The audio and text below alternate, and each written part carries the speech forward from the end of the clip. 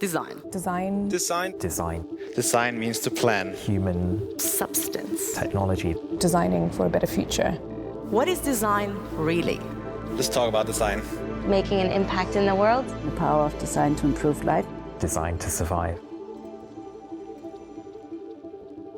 When we talk about design, many of us still think about objects of beauty. A couture gown, an elegant typeface, or a chair meticulously carved from oak. For many, design was seen as embellishment rather than essential, a luxury that only few in the world had the means to experience. But over the past few decades, design has emerged as one of the most fundamental practices, helping us as humans understand, engage with, and shape the world around us. In this modern era, design has birthed some of our most impactful products, services, symbols, and movements. From prosthetics that complete the human body to the Pride flag, a celebration of freedom and diversity. We've seen rockets take us to the moon. It's one small step for man. Virtual telephones enable worldwide connectivity. And drones bring hope rather than destruction. We saw the Tesla Roadster take electric vehicles mainstream, borderless currency Bitcoin burst the banking world wide open, and the Apple iPhone become a permanent fixture in the palms of more than 1 billion people. These advancements have given new meaning to the word disruption, nudging, tripping, and even derailing industries to offer alternative and better ways of living. But with all of our progress, the biggest fight remains ahead of us. Together, we face countless critical problems, from cybersecurity to climate change, species extinction to social inequality. And now, more than ever, we need optimism and ingenuity. We must innovate a way forward. We must design or die.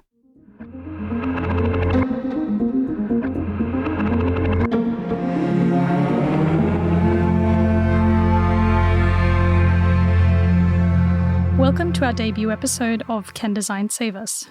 A series exploring design as a pioneering force for good. We dive into the most pressing problems of our time and meet people using design to solve them. We explore the good, the bad, the complex, and the controversial.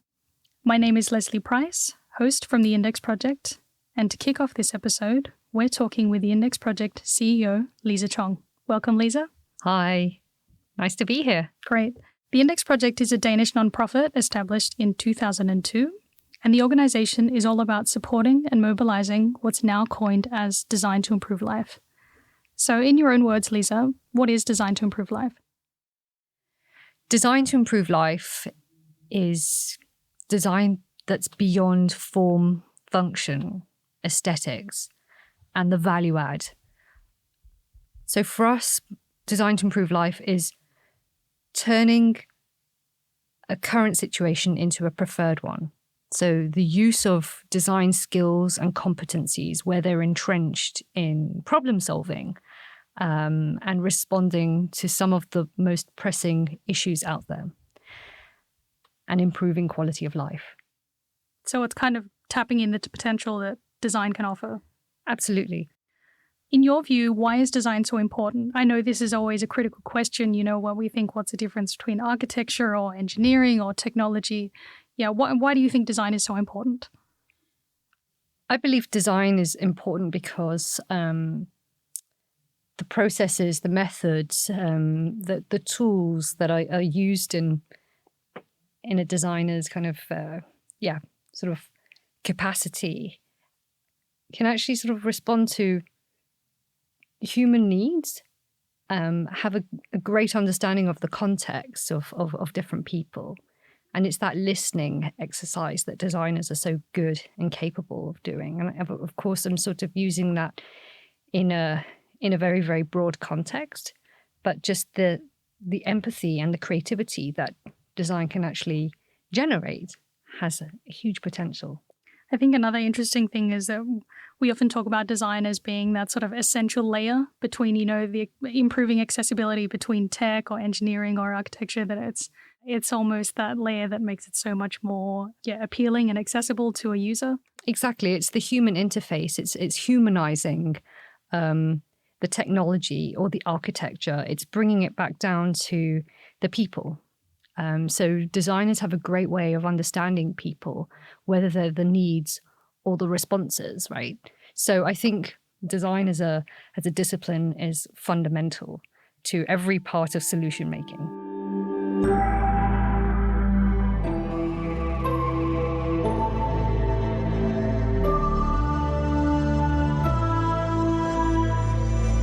So people can wrap their head around the concept, let's look at some of the most iconic examples that have won an Index Award. It's the biggest initiative of the Index project, and it, of course, awards the most standout cases of design to improve life. So one of your first winners was Life Straw, which is, of course, a filtering straw that can filter out or kill 99.99% of bacteria, parasites, and viruses. Is it really safe, and how long time does it last? It is safe. You will not get any diseases from bacteria, viruses, or parasites when you use this. And we have made it to last for 1 year for one person. So it was initially designed for where clean water is scarce, and now it's pretty much used recreationally all around the world. What do you think made this design so iconic or, so successful? So in my view, the Life Straw was really iconic because it was so obvious what the design could do. So it had a sort of a very visual element to it, which was the contrast of this blue object that had a kind of a very sort of clear visual indicator as to how you would use this design. So, of course, a straw being something that people actually can understand and connect with. Also, the name's very iconic. Exactly. Life Straw. I mean, it's brilliant marketing in many ways. So being able to give people the power to be able to control their access to potable drinking water, I mean, that's in its sense really empowering. Why is it iconic? Again, it's this wonderful narrative and story behind the company that produced this design. They originally produced, was it workwear? Correct. Yeah. So using sort of very fine fabrics that were impregnated with antibacterial filaments, and then of course layered in a certain way, could be a really effective way of cleaning out and cleansing this water.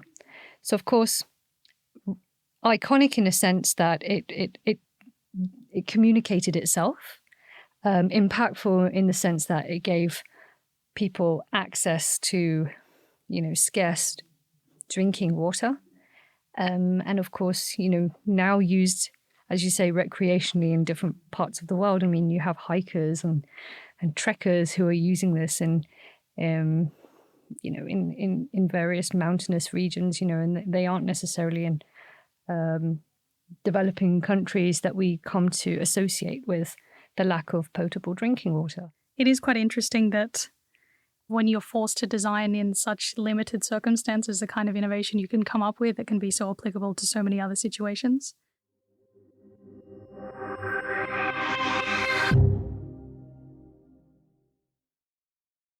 So let's take a look at where we are. Vast selection. We've got 200,000 songs today and growing. We have unlimited CD burning. Instead of unlimited MP3 players, we have unlimited iPods, the most popular MP3 player in the world. Another one of our biggest ones is the Apple iPod, of course. No further explanation needed, but this is probably one of the most revolutionary designs that the Index Award has celebrated. Do you think the jury anticipated the kind of impact or the path the iPod was going to create? Probably not. Yeah. Of course, the technology was so far out at the time. So suddenly to be able to have the convergence of multiple different medias in one device. And I think it wasn't just the iPod itself, it was the platform iTunes, which obviously was this MP3 library catalogue that people could build up of all their favorite songs and albums and so forth. And the device itself was, again, brilliant marketing, 1,000 songs in your pocket. I mean, it was suddenly sort of like a revolution to take something so physical, CD players and the stack of CDs that you'd have to carry around with you, the Discman, right? So that would skip any time that you'd and your excessive amount of batteries that you had to carry with you, and here you had this very, very iconic looking design. I mean, of course, you can with the circular motion, the clicker, the clicker. I mean, of course, when you sort of reference or look at design references, I mean, really, really influenced by Dieter Rams and that kind of the simplicity and the elegance of it. So, I mean, we're looking at the aesthetics because, of course, the form was really, really something, but no one had seen anything like it before. And of course, the jury at the time believed this would be a game changer because... And it was. And it was. Yeah. So we're converging all these technologies, and suddenly it wasn't just music that was so portable and accessible. It was all your different medias. And I mean, this collection of multimedia, I mean, it feels so aged when you talk of like digital medias, but here we are, trying to solve another problem now, which is, the dependency and the addiction to technologies, right? So the unintended consequences of building a device like the iPod and the softwares on top of it. And then, of course, you can just imagine the thousands of businesses that operate off these software platforms now, or the operating systems. And we're dependent on them. Our lives are very dependent on our smartphones. And I think if we didn't have the iPod, I mean, not to say that the technology wouldn't have happened, but a lot followed afterwards and has changed our lives for the better.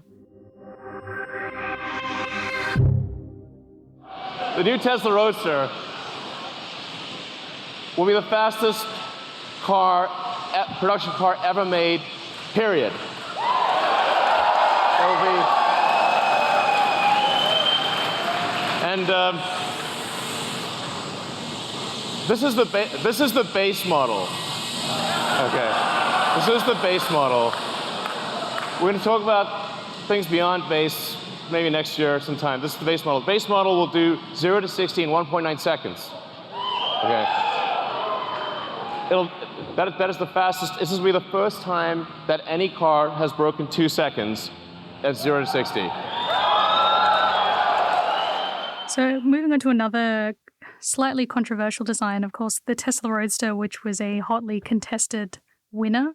People recognize it because it was essentially a PR overhaul for electric vehicles, which are, initially known as sort of being these golf cart designs that no one really wanted to drive. And then, of course, you have this very expensive and flashy sports car that's electric.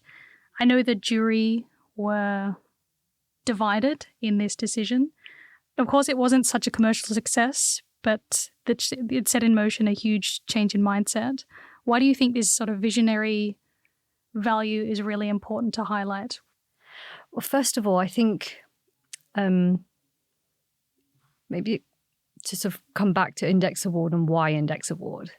So when you look at how the jury are sort of taking the discussion between what kind of solution should be selected as winners of Index Award, we have to have the sort of tested, sort of tangible objects, products, things that sort of look and feel like a design, right? But then the range goes all the way up to the highly visionary, the moonshot, the things which are elevating our imagination. And I mean, almost paving the way for where design should be going. So I think that broad range of what Index Award is telling the world when it comes to design to improve life is really important. So the Tesla Roadster was one of those designs that captured the imagination. And of course, the aspiration was really important, that why would people want to settle for a golf buggy looking EV when you could aspire for something that looked really luxurious. And but it was also a commentary on the kind of users. Exactly. I mean, it's these cultural identifiers as well, right? So it's also about, it says a lot about the personality of the user and the consumer of such a vehicle. And of course, yeah, symbolically, it gave something to the whole electrical vehicle industry to say, actually, we should aspire for something that was really luxurious and attractive in order to be able to change and shift behaviors. Sort of giving sustainability sex appeal almost. Almost, yeah. Or it's also about converting people who would never even remotely consider getting an electric vehicle. Yeah. And then all of a sudden it's like, okay, I would want a sports car. I guess it applies to so many other designs we're seeing today. Exactly. I mean, it's stepping away from the prejudice of what an electrical vehicle should be. And that's what I said, heightening the imagination, because you would never imagine at the time that an electrical vehicle would be that attractive. Mm-hmm. So here we are. If we want to shift people's behaviors, we have to do it in a way that is appealing and that is aspirational. Yeah, not just highlighting the problems. I think that's one of the main things that the Index project does quite well. Yeah. That it's all about offering solutions rather than just drumming on about the issues, which of course we all know a lot about.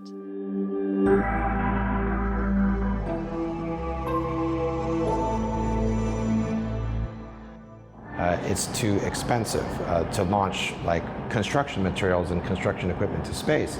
So the whole concept behind Marsha is to send small robots in advance of human explorers and harvest the materials that you find on the Martian surface to then 3D print this house. Right? So it's using local resources, materials, using renewable energy that you would create on site and building a house that way. Another design that divided the public, one of our most recent ones, is Marsha, short for Mars Habitat, designed by AI Space Factory. So it's basically a 3D printed home designed for life on Mars. Many people were upset about this one, I should say.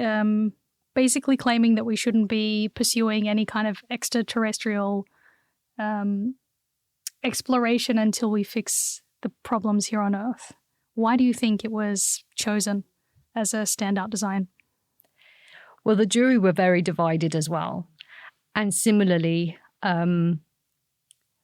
antagonized by the same debate, what would we be saying and communicating by awarding Marsha an Index Award. The emphasis was very much about, no, we haven't given up on planet Earth. And if anything, this was about finding solutions that would enable us to adapt to an ever-changing climate here on planet Earth.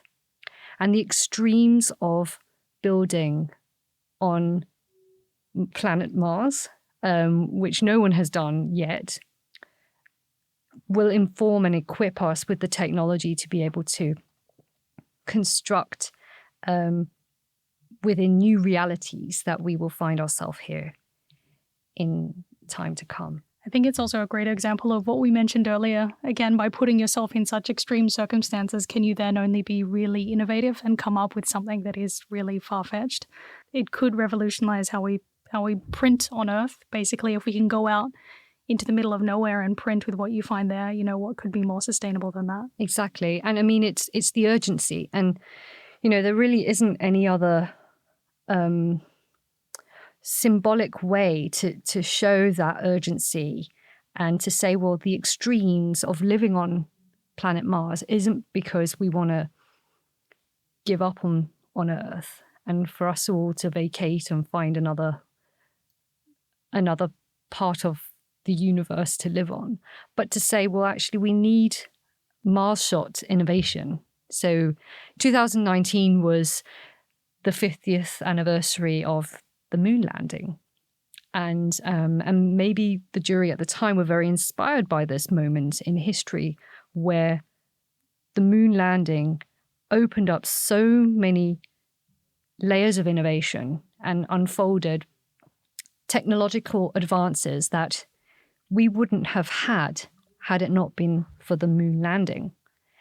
Now, I think the jury probably felt themselves kind of a contributor to that kind of narrative too by awarding Marsha, by saying, well, we need a Mars shot. We need to take ourselves and enhance our imagination to say the extremities of being able to 3D print using the basic materials that you can find in any given environment, combine them with those biopolymers, and be able to construct shelter. I mean, you need radical thinking. And I think, quite frankly, living in a world where we're desperate for climate solutions, we need radical thinking and radical ideas. They may not be the only solution or the right solution, but we need to actually push ourselves and enhance our way of thinking and our way of testing and our way of doing. But we certainly can't keep doing what we're doing right now, because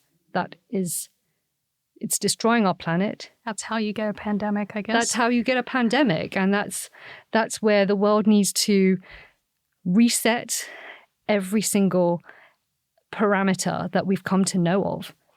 There is no normal, basically, because the normal we've been living in has been an illusion. But I should add, we will dive into Marsha actually in our next episode on Mars. But while we're on the discussion of resetting, of course, we can't ignore the current circumstances of COVID-19. So we've seen all kinds of really cool solutions come in for the next award cycle, Index Award 2021, from origami face masks to hand sanitizer made from CO2. Are there any design developments that have stood out to you?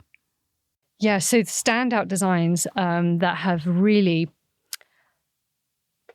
sort of surprised me and kind of made me feel really, I guess, like proud of human ingenuity is, yes, the 2-meter distancing and how you can actually effectively keep at a 2-meter distance. And I've seen a hoop dress that's been constructed much like an old Victorian hoop skirt underlay, right?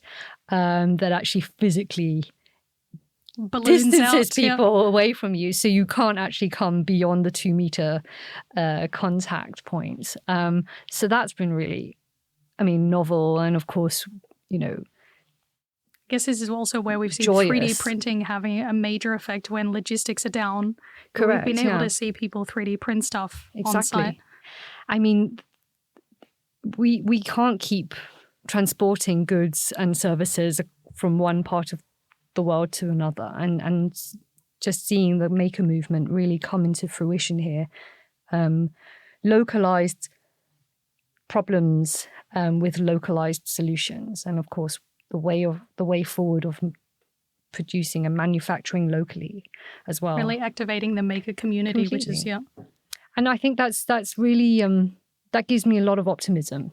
That the maker movement and community projects that kind of spin out of real needs. They're serving community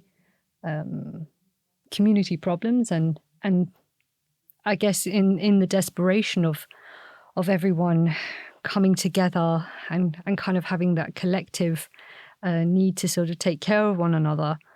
I mean, there's a lot of innovation that comes out of that.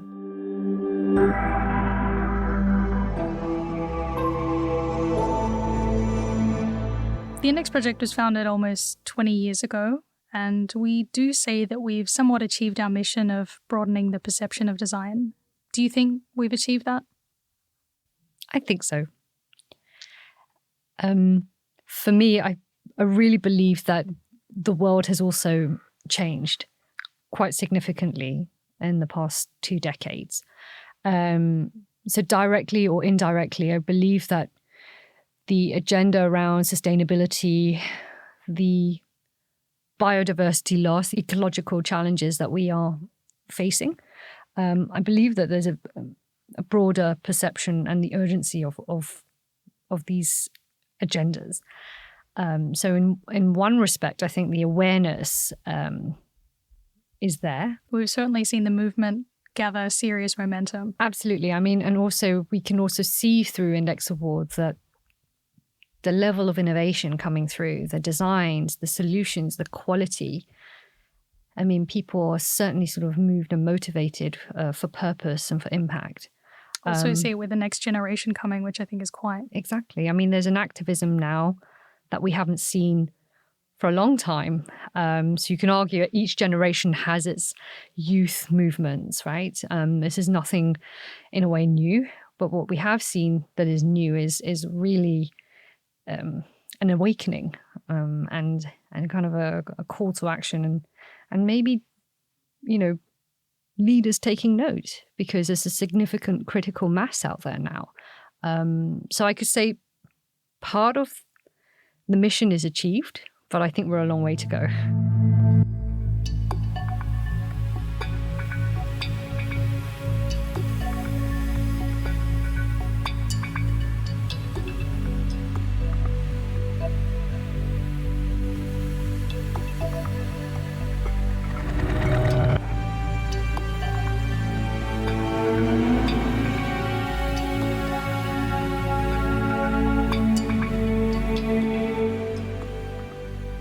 Thank you for listening to Can Design Save Us by the Index Project. This episode was written by me, Lesley Price, produced by Sidsel Nørgaard, with music by Kristina, Lilleskov. Join us for the next episode where we discuss design for Mars and how the moonshot pursuit could shape the future on Earth.